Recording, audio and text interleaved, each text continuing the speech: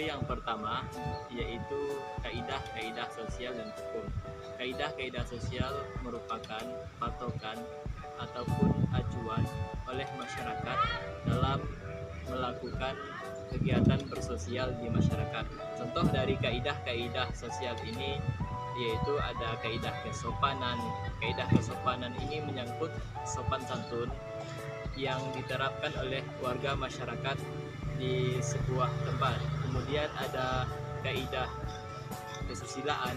Kaidah kesusilaan ini berhubungan dengan hati nurani masyarakat dalam berbuat sesuatu. Kemudian ada norma hukum.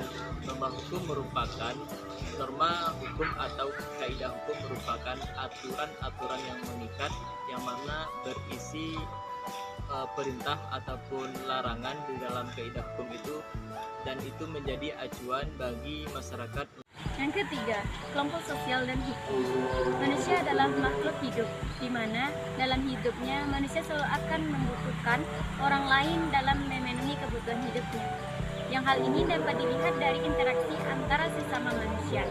Reaksi semacam ini menimbulkan keinginan untuk menjadi satu dengan masyarakat sekelilingnya atau antara sesama, sehingga terciptanya kelompok-kelompok sosial. Di dalam kelompok-kelompok sosial ada beberapa syarat di antaranya. Yang pertama, setiap warga harus sadar bahwa dia merupakan sebagian dari kelompok yang bersangkutan. Yang kedua, adanya hubungan timbal balik antara warga negara yang satu dengan warga negara yang lainnya.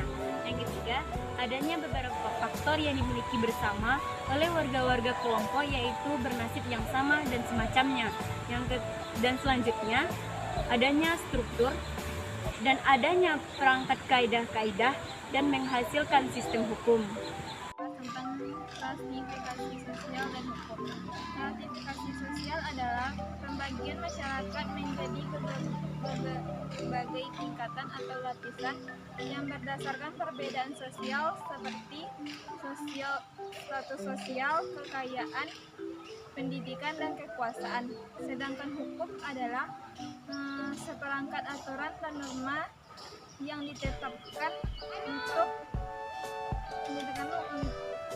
mengatur dan menjaga ketertiban masyarakat.